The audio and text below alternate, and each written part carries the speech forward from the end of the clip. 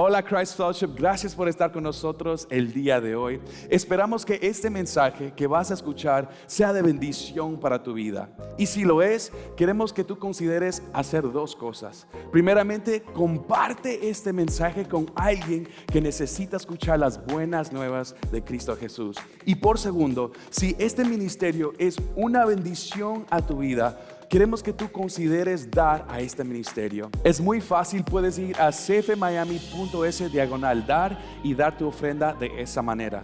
Pero en este momento, saca tu Biblia, algo para escribir, y espero que este mensaje sea de bendición para tu vida. En el condado de Miami-Dade, casi el 63% de los niños viven en hogares que no pueden pagar por los gastos básicos. Y el 19%, así es, el 19% vive en la pobreza. La realidad es que muchas familias trabajadoras de nuestra ciudad simplemente no pueden costear los gastos del día a día. De hecho, este año el 38% de los padres dicen que reducirán los gastos en comida y necesidades para poder llegar al fin del mes, y trabajarán más tiempo e incluso tendrán que conseguir un segundo empleo. Como seguidores de Jesús, eso debería romper nuestro corazón. Dios nos está llamando a hacer algo. Por eso estamos lanzando una nueva iniciativa llamada Sé una bendición. La idea detrás de esta iniciativa es que Christ Fellowship venga junto a estas familias en la ciudad y no solamente les sirvan una vez, sino que desarrolle una relación con ellos. Podemos ser una bendición para la misma familia en diferentes momentos del año, como el comienzo del año escolar, el Día de Acción de Gracias, Navidad y mucho más. Si alguna vez esas familias pasan por algún tipo de tragedia o prueba, sabrán que hay un grupo de personas a la que pueden acudir en busca de apoyo y oración. A lo largo de los años hemos podido servir a miles de familias a través de varios alcances comunitarios y hemos visto a Dios moverse en los corazones de muchas familias. Nuestro deseo no es que seamos simplemente una iglesia que sirva a las familias una vez al año, sino que nos acerquemos a esas familias y les sirvamos mucho más en varias épocas del año. Este es mi reto para nuestra iglesia. ¿Estás listo? A partir de este verano me encantaría que sirvamos a 500 familias en nuestra ciudad. De hecho, me encantaría ver a cada uno de nuestros grupos pequeños ser parte de la iniciativa Sé una bendición. He compartido con ustedes antes que nuestro deseo es que cada persona esté en un grupo pequeño y que cada grupo pequeño esté en la misión. La primera forma en que seremos una bendición para esas familias será el comienzo del nuevo año escolar, donde no solo prepararemos a los hijos de esas familias para el regreso a clases, sino que también nos asociaremos con Caring for Miami para que reciban alimentos para el fin de semana por solo $300. Podemos cubrir todo el año. Esto asegurará que estos niños tengan comida durante el fin de semana hasta que puedan regresar a la escuela el lunes. Para inscribir a tu grupo pequeño o si pertenece a una familia individual que quisiera ser parte de esta iniciativa, visite a cfmiami.es/Sé una bendición. Christ Fellowship, Dios nos ha bendecido para que podamos ser de bendición para los demás, específicamente en nuestra ciudad. Así que seamos fieles al llamado de Dios y seamos una bendición. Gloria al Señor, ven ante su trono y el Padre te recibirá. ¿Por qué no le damos un fuerte aplauso al Padre Celestial, en el cual es fiel y siempre está con sus brazos abiertos para recibirnos? Bueno, quiero darles la bienvenida a todos en el día de hoy, de donde quiera que se estén conectando, sea a través de las redes sociales o a través de alguna de nuestras sedes locales, como en West Kendall, o en Redland, o en Palmetto Bay, o en El Doral. Un fuerte aplauso para ustedes. Gloria al Señor. Bueno, quiero presentarme. Mi nombre es José Peña y formo parte del equipo de enseñanza y predicación aquí en Christ Fellowship. Y si ha estado con nosotros por un tiempo, sabe de que hemos estado en una serie que le hemos titulado Fortalecidos. Y hemos estado mirando la vida de José. Y hoy día vamos a estar mirando otra etapa de la vida de José. Y le he titulado a este mensaje Fortalecido en el perdón. Vamos a estar mirando el libro de Génesis nuevamente en el capítulo 45, versículo 4. Así que si tiene tu Biblia, por favor síguenos, y si no, puede mirar las pantallas donde saldrán las escrituras. Y dice: y José dijo a sus hermanos: acérquense ahora a mí. Y ellos se acercaron y les dijo: yo soy su hermano José, a quien ustedes vendieron a Egipto. Gloria al Señor por su palabra. Pueden tomar asiento ahí donde se encuentran. Permítame comenzar compartiéndoles que mi familia y yo fuimos al museo conmemorativo en Miami Beach. Y esto fue uno de los lugares más impactantes para nosotros como familia. Este lugar guarda la memoria de lo que sucedió en la vida de los judíos en las manos de los nazis. Este lugar también está lleno de historia, pero también lleno de mucho dolor y sufrimiento. Pero así, tan impactante como es ese lugar, mucho más impactante es oír o leer la historia de lo que pasó a los judíos en las manos de los nazis. Y eso es lo que lleva, o lo que pude comprender cuando leí el libro que se llama El Girasol. Este libro es escrito por el autor y también sobreviviente del Holocausto, llamado Simon Wiesenthal. Y este libro es un libro único, es un libro particular, porque no hay otro igual como ese libro, por causa de la manera de cómo fue escrito. Este libro está dividido en dos partes, y la primera parte de este libro habla de la historia y de la vida de Simón.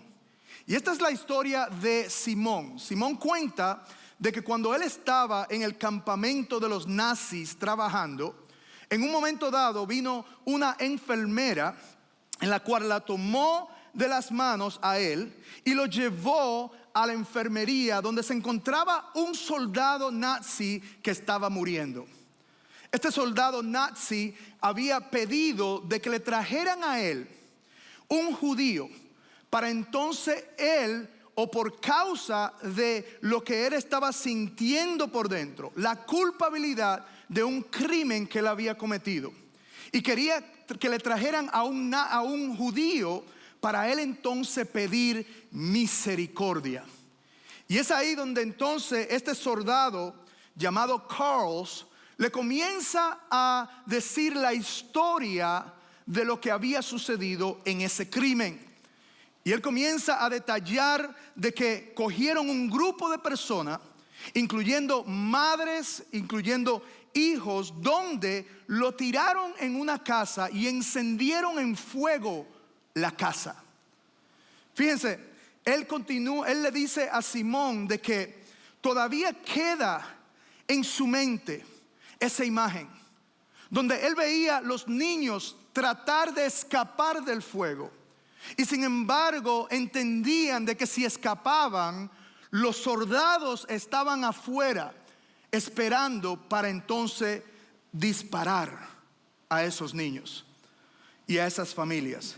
Carls le dice que esa fue la razón por la cual él le dijo a la enfermera y pidió de que le trajeran un judío para que pudiera él sentirse en paz en su interior, el poder pedir misericordia y poder pedir perdón. Sin embargo, mis queridos hermanos, Simón, siendo un niño en ese momento, cuando le estaban contando esa historia sin palabras, él simplemente, al entender lo que estaba oyendo, se viró hacia la ventana que se encontraba al lado y miró los girasoles que estaban en las tumbas de esos soldados. Y es por eso que este libro se llama El Girasol. Pero en ese momento donde Simón se viró, Carls nuevamente lo llama a él y le toma la atención otra vez y le dice a él: yo quiero que tú me perdones. Y Simón nuevamente, sin ninguna palabra en sus labios, se marchó y no dijo nada. Y por eso es que este libro, El Girasol, es tan único en su manera, porque en la primera parte del libro Simón escribe la historia de lo que sucedió. Y cuando él escribe esta historia, él la envía a más de 50 personas y le hace 50 personas, y oigan bien, de diferentes estatus de vida, gobernadores, líderes religiosos, maestros, líderes políticos, haciéndole una pregunta. Y la pregunta que Simón hacía mientras le escribía y le daba este libro y esta historia era: ¿qué ustedes hubiesen hecho en mi lugar? Si ustedes hubieran estado ahí, ¿qué ustedes hubiesen hecho? Y por eso es que este libro lo hace tan único, porque la primera parte habla de la historia de Simón, pero la segunda parte de este libro habla de las diferentes opiniones que las personas tenían en referente a la pregunta de Simón. Algunos dijeron: Simón, tú simplemente eras un niño y no podías quizás entender completamente lo que estaba sucediendo.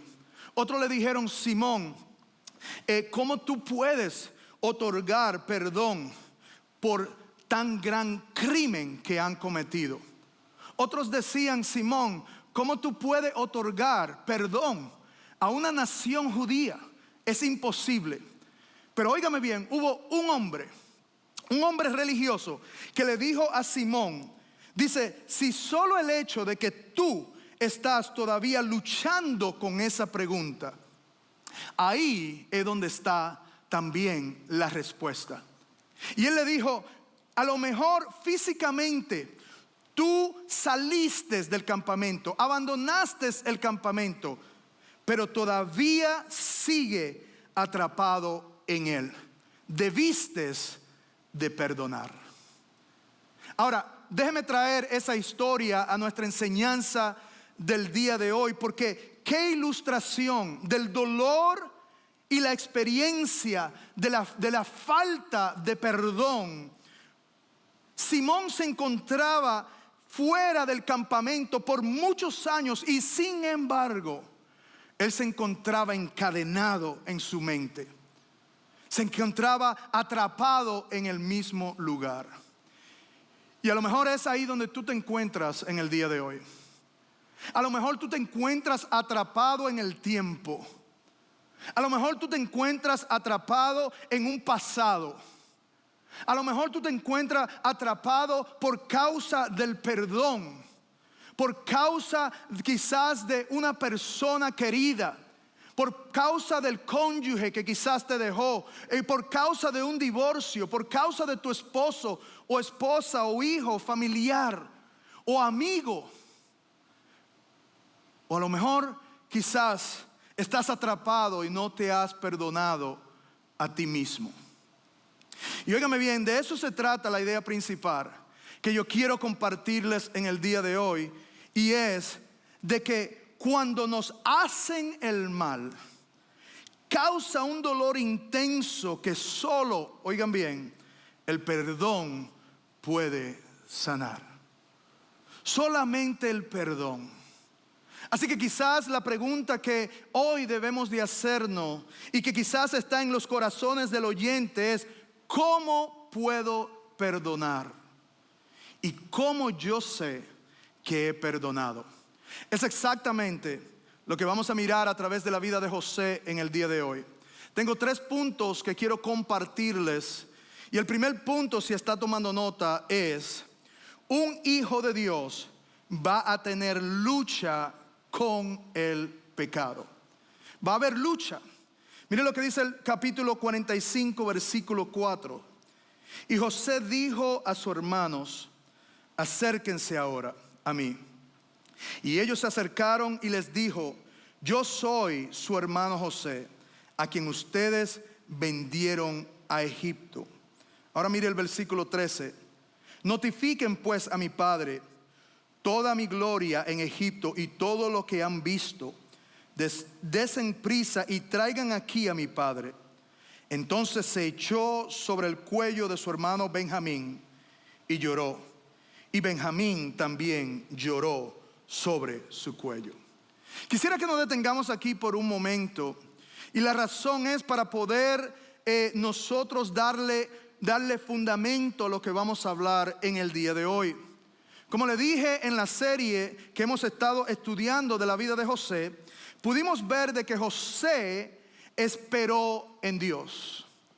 Y por causa de su espera, por causa de que él confió en Dios y él esperó pacientemente al Señor, Dios lo prosperó a él. Dios trabajó en su vida, pero también José, de la manera en la cual Dios lo bendijo y lo promovió, fue de que él vino a ser el segundo en comando en el imperio Egipto. No había más nadie con excepto de Faraón en el cual sea mayor que él. Y también aprendimos que todos los países alrededor de Egipto venían a donde José, porque el hambre era severa sobre toda la tierra. Había una escasez de comida. Y vemos que ahora, en este momento, lo que estamos leyendo es que José ahora, como un emperador, como un segundo en comando, él es quien administra esos graneros para Egipto. Él es quien vende a las otras ciudades alrededor. Y vemos ahora, en lo que estamos leyendo, para dar contexto, a sus hermanos que por causa de la escasez que hubo, tuvieron que ir a Egipto. Y estos son los hermanos que envidiaban a José. Estos eran los hermanos quien odiaban a José. Estos fueron los hermanos que lo tiraron a él en un calabozo con intención de matarlo, pero sin embargo luego lo vendieron como esclavo en Egipto. Y ahora estos hermanos vienen a Egipto a comprar comida. Fíjense cómo la vida da un círculo perfecto, ¿verdad? Fíjense lo que está sucediendo en medio de todo esto. Y sin embargo, si hay alguien que pudiera guardar rencor, si hay alguien que pudiera decir yo no voy a perdonar, es José. ¿No cree usted de que él debería de estar enojado en este momento? ¿Qué usted haría, le pregunto yo, si usted hubiese estado en la misma posición? Si alguien le hubiera vendido a usted, si alguien hubiese querido matarlo a usted como querían matar a José, si usted sabe que es un enemigo que no quiere saber nada de usted por envidia o por otras cosas, ¿qué usted haría? José tenía toda la autoridad de poder hacer lo que él quisiera. Pero tenemos que entender algo, y la realidad es que igual como José, nosotros, escriba esto como letra A y B, vamos a ser ofendidos y vamos a ser lastimados. ¿Usted oyó eso? Si usted nunca ha sido ofendido, no se preocupe. Tenemos un equipo listo para que pueda ser ofendido en el día de hoy. Pero la realidad, mis queridos hermanos, es que nosotros no estamos exentos a ser heridos, a ser ofendidos, a ser lastimados. Alguien nos va a nosotros a lastimar. Alguien lo va a hacer. Y usualmente sucede con las personas que están más cerca a nosotros. Pero el problema es que cuando nosotros somos ofendidos y lastimados, vamos a tener una lucha con perdonar. Aunque usted no lo haya pensado de esa manera, cuando a alguien le ofende, cuando a alguien le falta el respeto, cuando alguien lo lastima, hay una lucha interna para nosotros nuevamente restablecer la relación o arreglar la circunstancia. ¿Por qué? Porque hay dolor dentro de nosotros. Somos seres humanos que sentimos, somos seres humanos caídos, somos seres humanos orgullosos. Y vamos a sentir ese dolor en nosotros. Y la realidad es que el verdadero perdón lucha constantemente contra el resentimiento hacia alguien que nos ha maltratado. Tenemos que luchar de no tener resentimiento, de no crear un sentimiento o un disgusto por causa de una ofensa. ¿Por qué? Porque esas cosas crean ira. Esas cosas crean raíces de amargura si no se lucha por ello. Esas cosas crean celos, crean odio en las personas y crean una lucha interna que yo muchas veces me pregunto cómo una persona que no perdona puede vivir así. Porque es imposible vivir sin el perdón. Luchamos con el perdón y vamos a tener esa lucha, y es por eso que debemos de luchar contra todas esas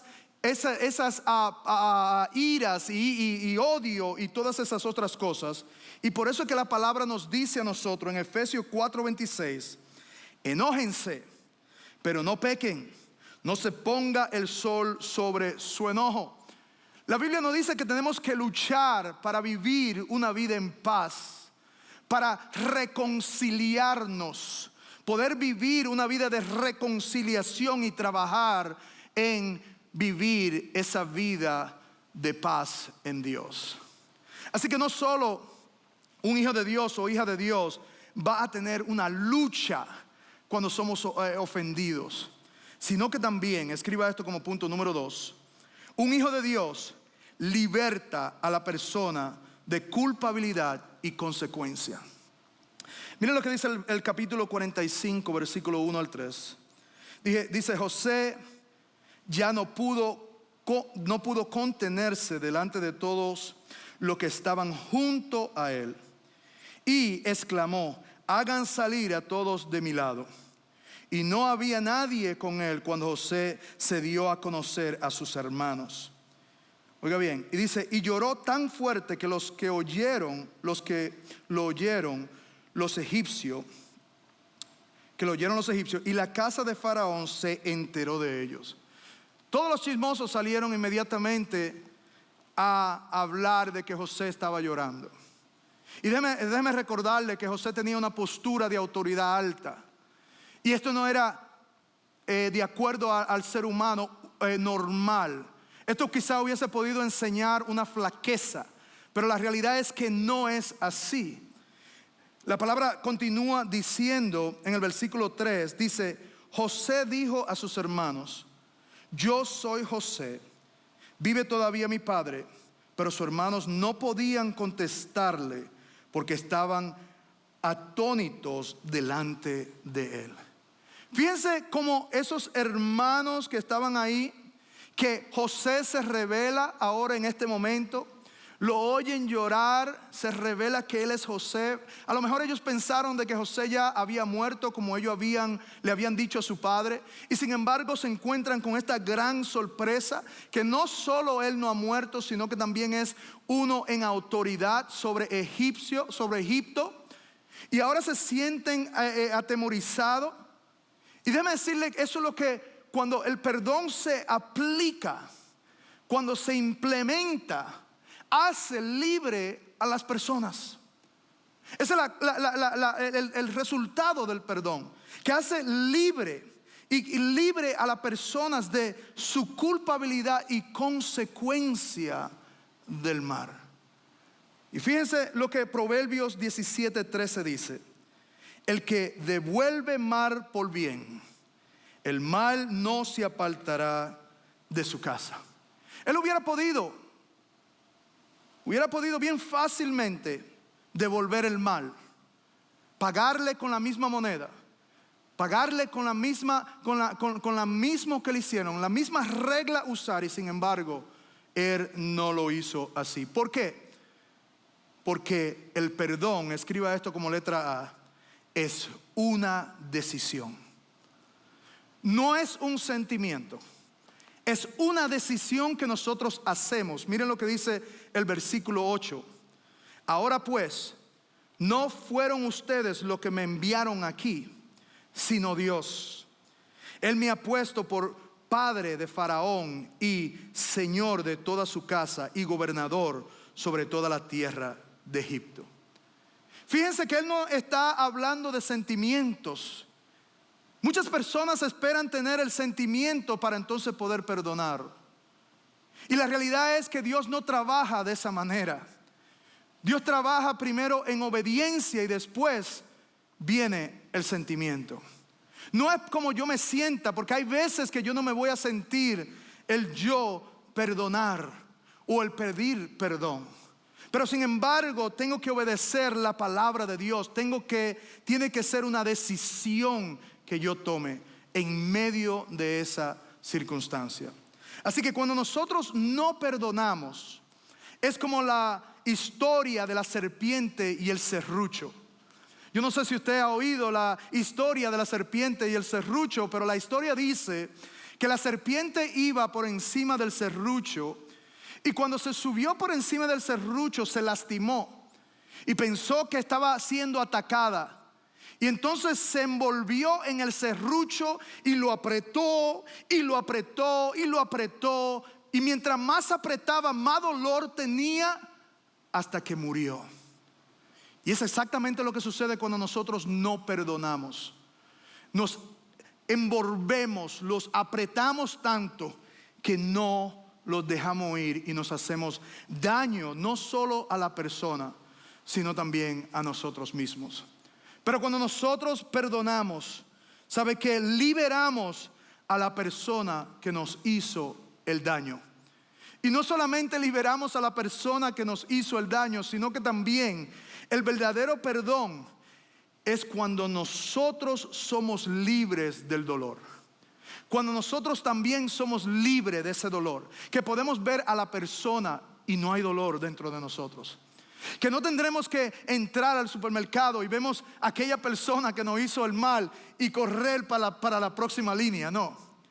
Es cuando el dolor ya no existe, podemos seguir viviendo, estamos libres de eso.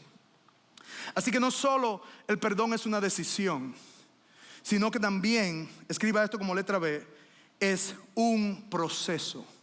Es un proceso. Es una decisión, pero después que uno toma esa decisión van a venir tantos ataques en nuestra vida, en nuestra mente, que es un proceso de perdonar.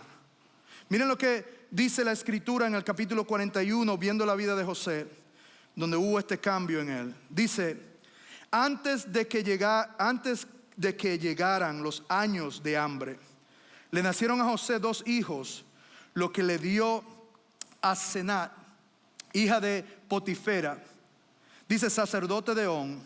Al primogénito José le puso el nombre de Manasés, porque dijo, Dios me ha hecho ¿qué? Olvidar todo mi trabajo y todas las cosas de mi padre. Y al segundo le puso el nombre de Efraín, porque dijo, Dios me ha hecho ¿qué? Fecundo en la tierra de la aflicción. Esto es muy importante, mis queridos hermanos, porque aquí hubo un cambio en la vida de José. Aquí podemos ver qué había en el corazón de José cuando él estaba poniendo los nombres a sus hijos, porque los nombres significan mucho en la Biblia. Y una de las cosas que podemos ver es de que el primer nombre del primer hijo es Manasés, que tiene que ver con olvidar todo lo que él había trabajado y todas las cosas de mi padre. Y el segundo habla de que Dios le prosperó y que le prosperó en la tierra donde él fue afligido. Y cuando nosotros miramos esta palabra de olvidar, inmediatamente podemos pensar que es algo que se perdió en la mente. Pero sin embargo, cuando vemos en la palabra y en la escritura lo que significa, es algo totalmente diferente. Y lo que significa es que trata en lo que una persona habita o elige enfatizar. En otras palabras, ¿dónde se encuentra tu enfoque? José decidió enfocarse en lo que Dios estaba haciendo y olvidarse de sus problemas.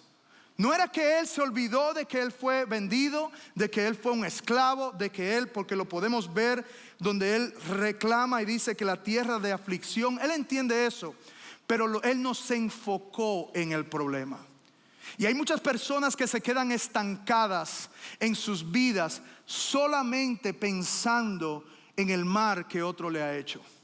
Se quedan ahí. Y es un proceso donde nosotros tenemos que una y otra vez continuar perdonando. Así que yo te hago una pregunta en el día de hoy. ¿En qué estás enfocado? Iglesia, ¿dónde está tu mente?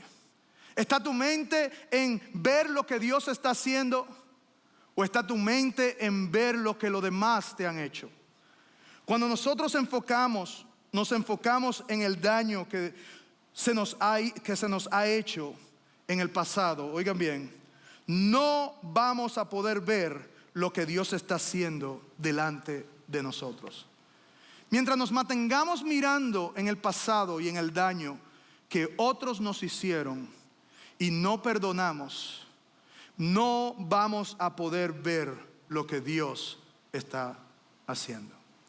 Así que no solo un hijo de Dios liberta a la persona de la culpabilidad y consecuencias, sino que también, escriba esto como punto número 3, un hijo de Dios perdona porque ha sido perdonado.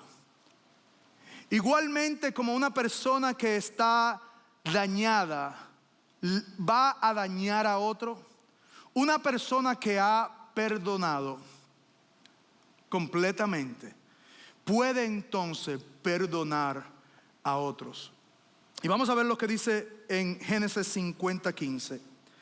Y vamos a leer varios versículos ahí. Dice: al ver los hermanos de José que su padre había muerto, dijeron: quizás José guarde rencor contra nosotros y de cierto nos devuelva todo el mal que le hicimos. Miren el temor que tenían. Entonces enviaron un mensaje a José diciendo: tu padre mandó a decir antes de morir, así dirá a José: te ruego que perdones la maldad de tus hermanos y sus pecados, porque ellos te trataron mal. Y ahora te rogamos que perdones la maldad de los siervos de Dios, de tu padre. Y oigan bien lo que sucede en el corazón, y podemos ver el corazón de José. Y José lloró cuando le hablaron. Entonces sus hermanos vinieron también y se postraron delante de él y dijeron: ahora somos tus siervos. Cuando ellos los vieron llorar una vez más, parece que José era llorón, ¿no? Pero él estaba expresando sus sentimientos. Y para ellos ellos pensaban quizás de que él iba a tomar ahora cuenta de lo que había sucedido en su vida. Pero miren lo que dice el versículo 19. Pero José le dijo: no teman, ¿acaso estoy yo en lugar de Dios? José conocía de que quién él era en el Señor. José conocía que él era perdonado y de que él no tenía la potestad de juzgar a sus hermanos, sino Dios solamente. José sabía de que tenía que vivir en una manera diferente a los demás como creyente de Dios. Y nosotros somos llamados a vivir de una manera especial. Mire lo que dice Efesios 4:32. Sean más bien amables unos con otros, misericordiosos. ¿Y qué más dice? Perdonándose unos a otros, así como también los perdonó Cristo. La razón por la cual nosotros podemos perdonar en el día de hoy es porque Cristo nos perdonó a nosotros. Él nos perdonó todavía aún cuando éramos pecadores, dice la palabra. Él murió por nosotros. Y es por eso que nosotros podemos perdonar y podemos entonces, escriba esto como letra A, podemos perdonar a través de un amor incondicional. Un amor que no tiene espera, un amor que hace sin esperar algo a cambio, un amor que es genuino, que se entrega. Y es el amor de Cristo en nuestra vida, que de la misma manera en el cual Él derramó de su gracia, de su amor, nosotros podemos también derramar ese amor en otros. Y no solamente podemos hacer eso a través del amor, sino también a través de la gracia de Dios. Los hermanos de José no se merecían ese perdón. Ellos no se lo merecían. Pero sin embargo, José lo otorgó. José les regaló a ellos ese perdón. José tomó una decisión y los perdonó. Así que en el día de hoy, mis queridos hermanos, amigos que te encuentran en este lugar, oyendo este mensaje, permíteme darte algunas cosas prácticas para que nosotros podamos, ¿verdad?, aplicar y ejercer el perdón. Si tú eres alguien en el cual ha ofendido a otros, primeramente yo diría que admite tu pecado. Esto significa confiesa tu pecado. Aduéñate de tus errores. Y segundo, aléjate de ese pecado. La pregunta que tenemos que hacer en el día de hoy, en nuestras vidas en general, es: ¿qué voy a hacer con la ofensa? Cuando alguien me ofende, ¿qué yo voy a hacer? ¿Voy a continuar o voy a perdonar? Vean este video. Se declara por el primer cargo de homicidio en primer grado de Wendy Lee Coffin. Culpable. Señor Ridgway, ¿cómo se declara por el segundo cargo de homicidio en primer grado de... Culpable. Culpable. Culpable. Es como si no tuviese ningún tipo de remordimiento por lo que había hecho. Había matado a tanta gente que ni se acordaba de quiénes eran. Señor Ridgway, aquí hay gente que le odia. Yo no soy uno de ellos.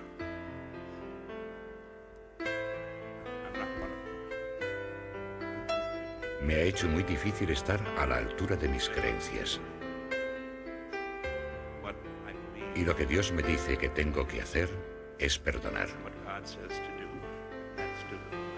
Está perdonado, Señor.